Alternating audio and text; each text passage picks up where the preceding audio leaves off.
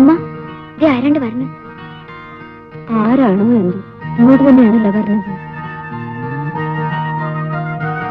ആരാണോ? ബഷീർക്കായുടെ വീട് ഇത് തന്നെ. മോനിവിടെ ഇല്ലല്ലോ. ഞാൻ ബഷീർക്കായുടെ കൂട്ടുകാരനാണ്, രാമു. മോനെ കണ്ട? മോനെ എപ്പോ വരും?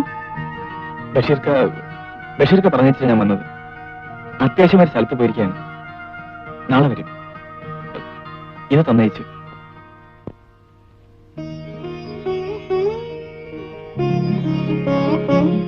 ഏത് കൊട്ടാരം വാങ്ങുന്ന കാര്യമായാലും മോൻ ഇന്ന് ഇവിടെ നിന്നൂടായിരുന്ന? ഉമ്മ വിഷമിക്കണ്ട. ബഷീർക്ക നാളെ എത്തുമെന്ന് പ്രത്യേകം പറയാൻ പറഞ്ഞു. എന്നാൽ മോനും ചതി ചെയ്തല്ല. എനിക്കൊന്നും കാണണ്ട.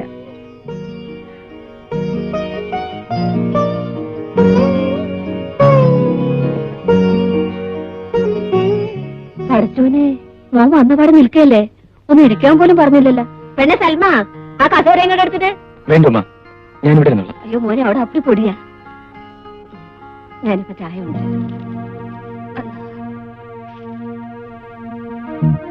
എന്നാ താൻ വള്ളത്തിൽ തന്നെ ഇരുന്നു. ഞാൻ വല്ലതും കഴിച്ചിട്ട് തനിക്ക് വല്ലതും വാങ്ങിച്ചു തരാം.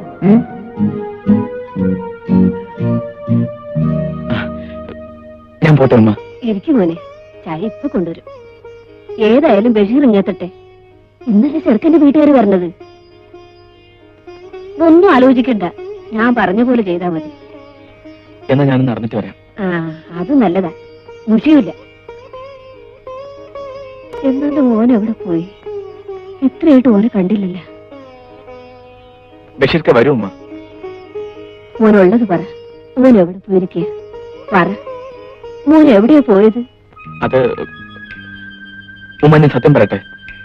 ബഷീർക്ക 2 ദിവസം കഴിഞ്ഞ് വരും. കുറച്ച് ദൂരെയാണ് പോയിരിക്കുന്നത്. ദൂരെയാ? എന്തിന്? അതെനിക്കറിയില്ല. ഉമ്മ സമാധാനായിരിക്കണം. സമാധാനം? ഇവിടെ ഒരു ആൺതുണ അവനേ ഉള്ളൂ. അവൻ പലയിടത്തും പോയി കിടന്ന ഞാനും ഈ കെട്ടാൻ നിൽക്കുന്ന പെണ്ണും തനിച്ചിവിടെ എന്ത് ചെയ്യും മോനെ? അതിന് ഞാനില്ലേ ഉമ്മ ഇവിടെ? അതിന് നീയും പോകാൻ ധൃതി പിടിച്ച് നിൽക്കുകയല്ലേ? എന്റെ ചെറുക്കൻ ഇങ്ങനെ ഒരു ബുദ്ധിമോശം കാണിച്ചല്ലോ പഠിച്ചോനെ. ഉമ്മ വിഷമിക്കരുത്. ഇരുന്നിരുന്ന് ഉറച്ച നിക്കാഹാണ്. അവർക്കാണെങ്കിൽ അന്ന് തന്നെ വേണം താനും. ഞാൻ എന്ത് ചെയ്യാനാ? നിങ്ങൾ ആരും വിഷമിക്കരുത്. തൽക്കാലം ഞാനുണ്ടല്ലോ ഉമ്മ. എല്ലാം ഞാൻ നോക്കിക്കൊള്ളാം. ബഷീർക്ക വരുന്നത് വരെ ഞാനാണ് സൽമയുടെ ആങ്ങള. എന്താ സൽമ പറഞ്ഞത് കേട്ടില്ലേ? കേട്ടു. ഇന്നു മുതൽ ഒരാങ്ങള കൂടി, രാമുക്ക. എന്താ?